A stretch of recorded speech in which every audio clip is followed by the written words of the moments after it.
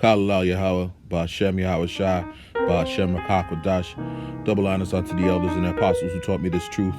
This is your brother Dawad, the real brother beloved, and this is only for the elect.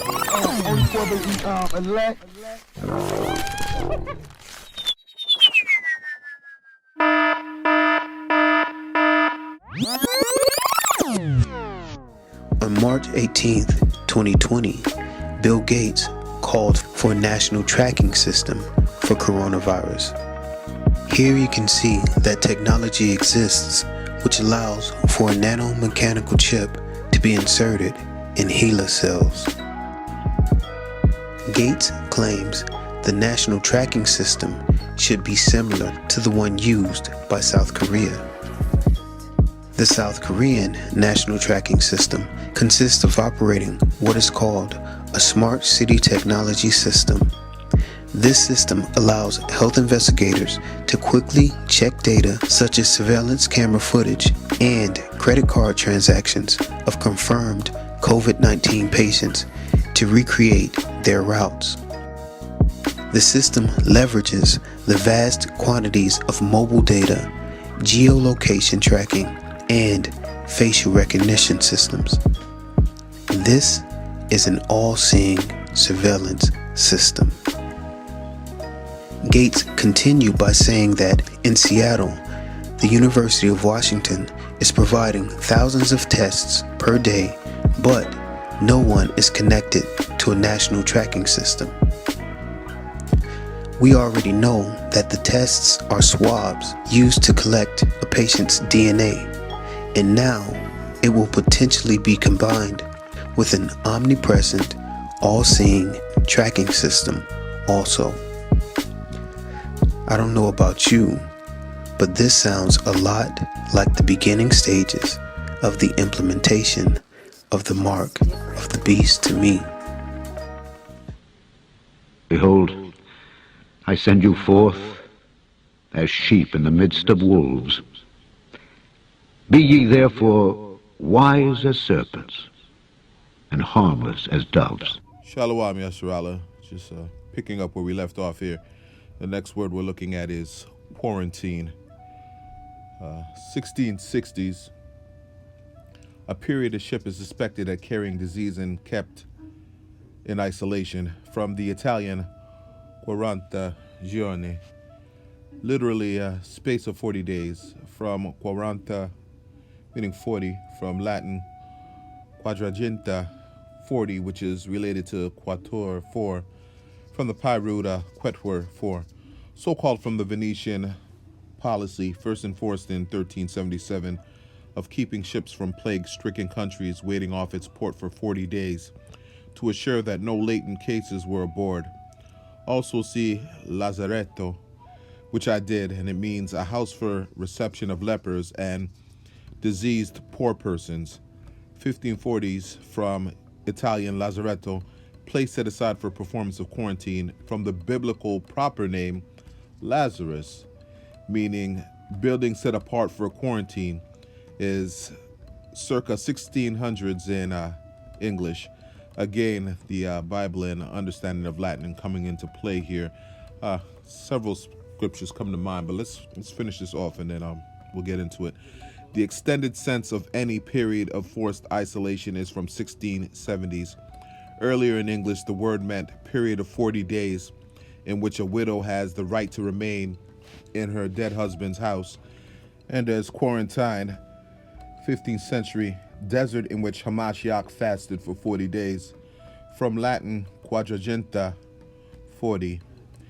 As I said, all these instances being orchestrated by the elite of Esau have biblical connotations. This is 2nd Ezra chapter 15 of the Apocrypha. Proving the idea of being quarantined is not only inspired by scripture, it was prophesied and too intended to be regarded in these latter times. Verse 1, it reads, Behold, speak thou in the ears of my people the words of prophecy, which I will put in thy mouth, saith the Most High, and cause them to be written in paper, meaning the Bible, for they are faithful and true. Fear not the imaginations against thee, let not the incredulity meaning the disbelief of them trouble thee that speak against thee. For all the unfaithful shall die in their unfaithfulness. Behold, saith the Most High, I will bring plagues upon the world, the sword, meaning violent acts, famine, if the shells ain't empty yet, they will be, death and destruction, courtesy of the son of perdition himself, Esau Edom. For wickedness hath exceedingly polluted the whole earth, and their hurtful works were fulfilled. Therefore, saith the Most High, I will hold my tongue no more as touching their wickedness, which they profanely commit, neither will I suffer them in those things in which they wickedly exercise themselves. Behold, the innocent and the righteous blood crieth unto me, and the souls of the just complain continually.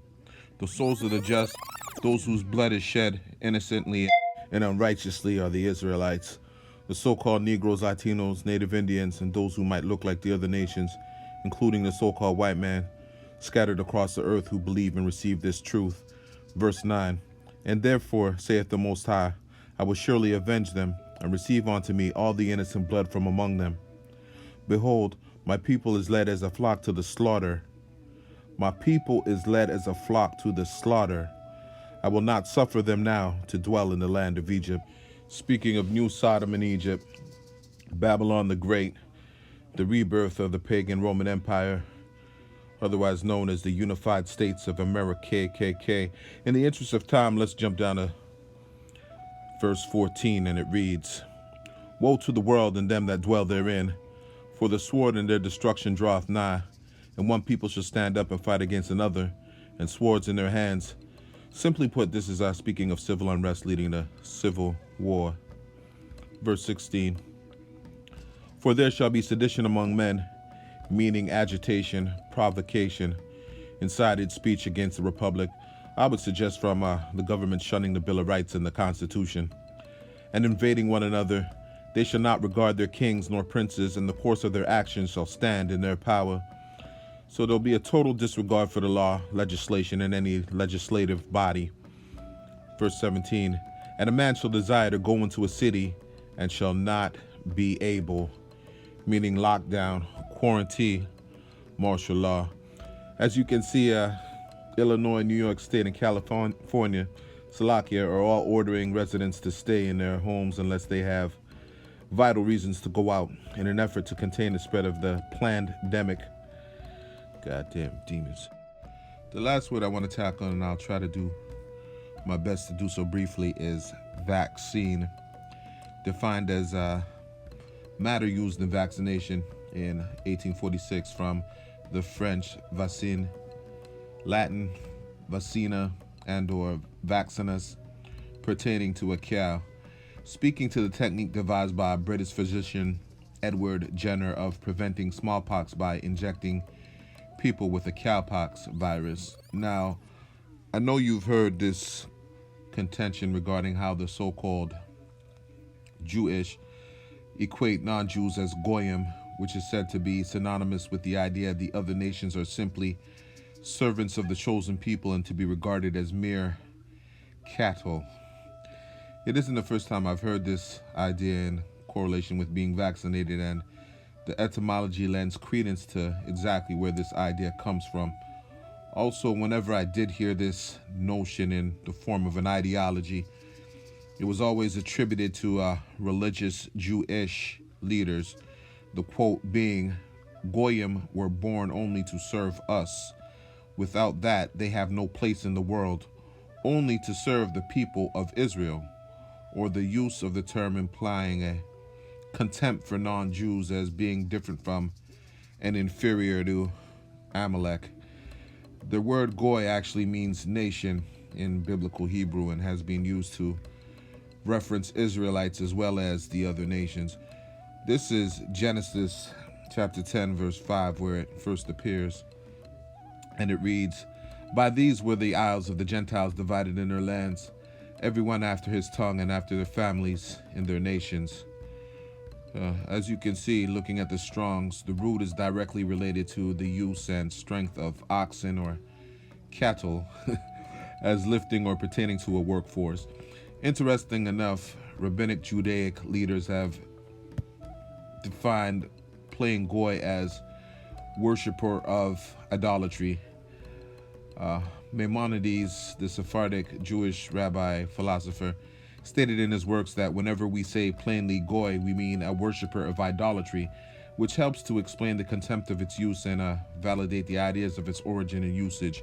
This is Isaiah chapter 1, Salakia, verse 3, and it reads, "The ox knoweth his owner, and the ass his master's crib, but Israel doth not know, my people doth not consider." And this is how still, after this truth has managed to touch all four corners of the earth, Israel still doesn't consider. They'd rather blame it on Venus and Virgo, blame it on a Hotep, the crown of Nefertiti, they'd blame it on a Dashiki, but can't find it in themselves to take their rightful place as the chosen people and children of the Most High Power. I got a precept.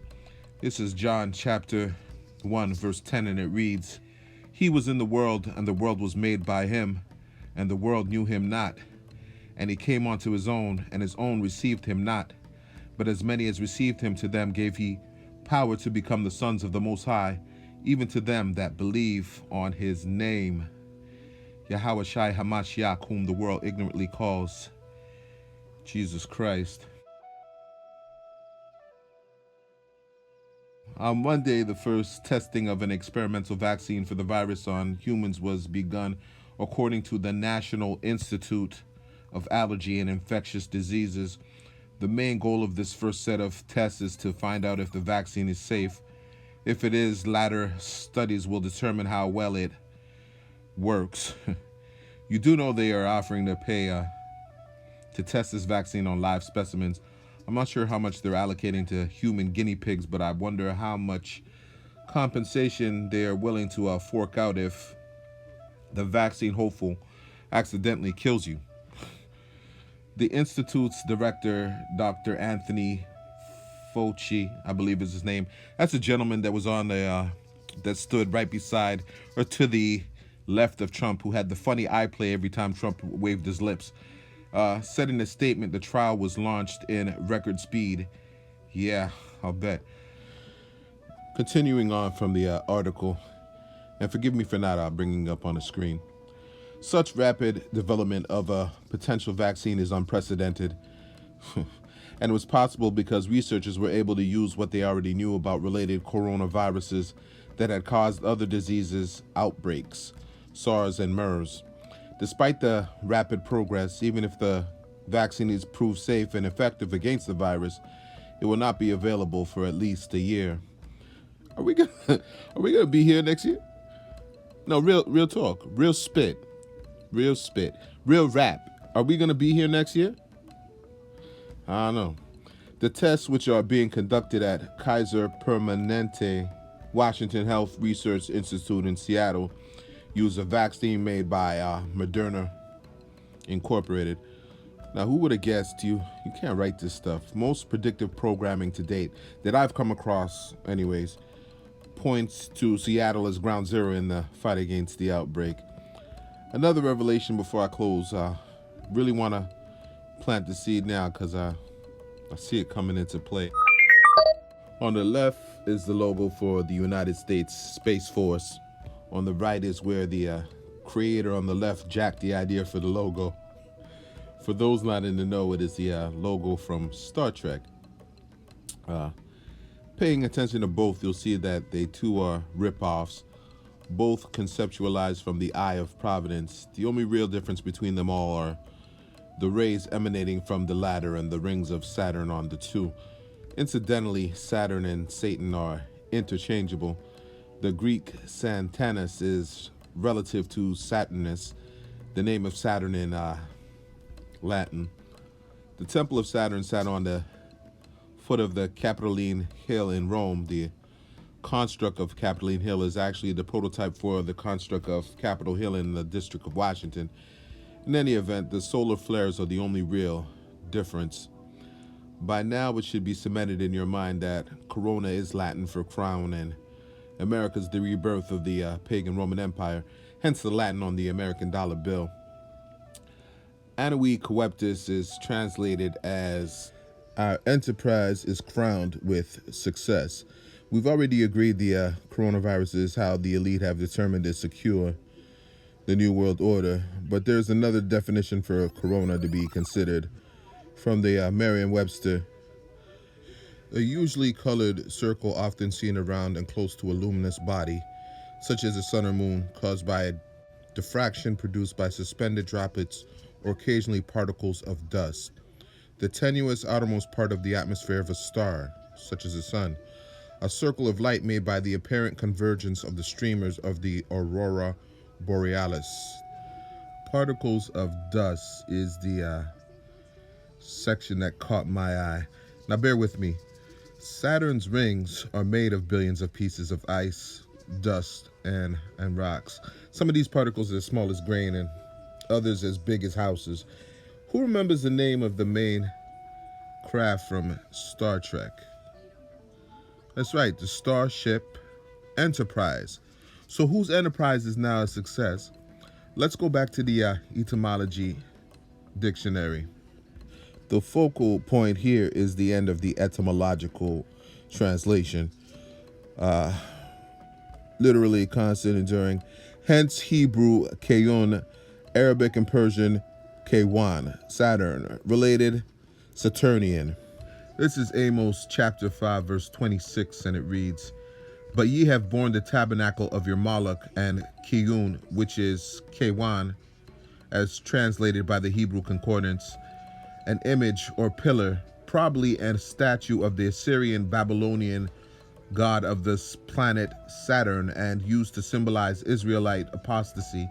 Your images, the star of your power, which ye made to yourselves." Now this is Acts chapter 7 verse 42, and it reads, "Then the Most High turned and gave them up to worship the host of heaven, as it is written in the book of the prophets. O ye house of Israel, have ye offered to me slain beasts and sacrifices by the space of 40 years in the wilderness?"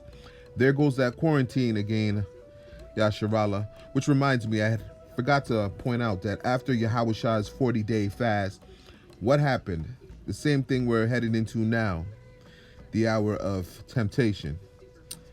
Moving on, verse 43. "Yea, ye took up the tabernacle of Moloch and the star of your power, Remphan." Again, Kiyun here. According to the Greek, it is an incorrect transliteration for a word of Hebrew origin, the Hebrew 3594, which goes right back to, I'll bring it up here in the post, Kayun, "Figures which ye made to worship them, and I will carry you away beyond Babylon." Now this is Revelation chapter 13 verse 18, and it reads, "Here is wisdom. Let him that hath understanding count the number of the beasts, for it is the number of a man, and his number is 666.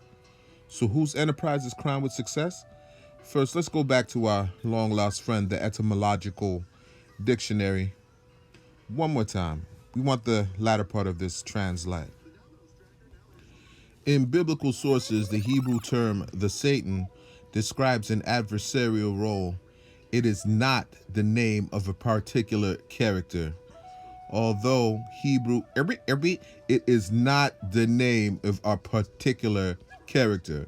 Although Hebrew storytellers as early as the 6th century BC occasionally introduced a supernatural character whom they called the Satan, what they meant was any one of the angels sent by Yahweh for the specific purpose of blocking or obstructing human activity. Now to the Bible Concordance to bring it on home. We want this section here. "He will be bound with chains for 1,000 years. We know that to be the time period in which Esau was driven up into the mountainous cave regions, exiled by Septimius Severus, the Israelite Roman general, during the time of the Dark Ages. The Dark Ages are a term pertaining to when the Israelites ruled Europe. Revelation 13:3, I believe, speaks of his deadly wound being healed, in reference to the Renaissance period, the rebirth of Esau, Edom, aka the so-called white man's rule, and end of the 1,000-year period. But when the 1,000 years are finished, he will walk the earth in yet greater power, but shortly after will be given over to eternal punishment. He will walk the earth in yet greater power, but shortly after will be given over to eternal punishment. A Satan-like man. It don't get any plainer than that. It's not the dude with the pointy horns. It's not Hellboy, although they are the same color. That man that has that power over the earth is Esau, Edom. This is Job chapter 5, verse 12, and it reads, He disappointeth the devices of the crafty, so that their hands cannot perform their enterprise. The Strong's Hebrew translation for enterprise here is wisdom, sound knowledge, and success. In other words, your sound knowledge ain't too sound, Esau. And verily I say unto you, you will prove unsuccessful in your efforts. Verse 13, He taketh the wise in their own craftiness, and the counsel of the froward is carried headlong, Salakia, meaning their own deceptive practices and covert dealings will be their undoing. They meet with darkness in the daytime, and grope in the noonday as in the night. Noonday is the highest point of Esau's rulership as taught by the elder apostle Tahar on down.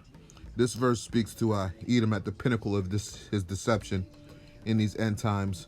No matter the hour, still looking for ways to pervert and carry out wickedness.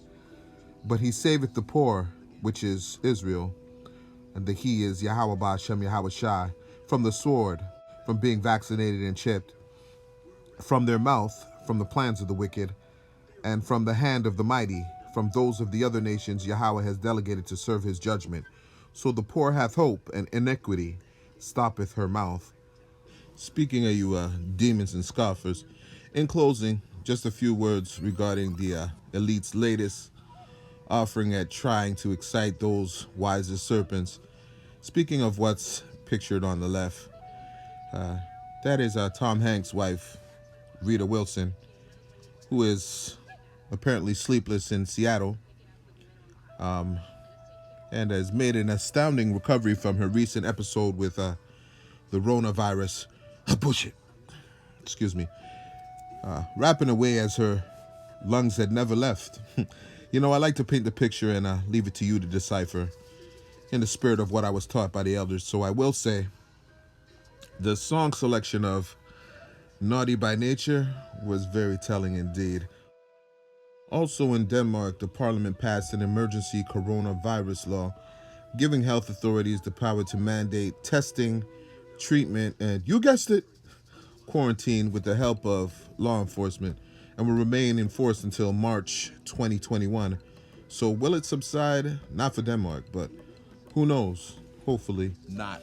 Kalalau Yahweh Ba'ashem Yahweh Shai Ba'ashem Rakakudash. Double honors unto the elders and apostles of Great Millstone who taught me this truth. Yadahe Allah Yahweh Shalom Yasharallah. When the aliens first invaded, they nearly destroyed us.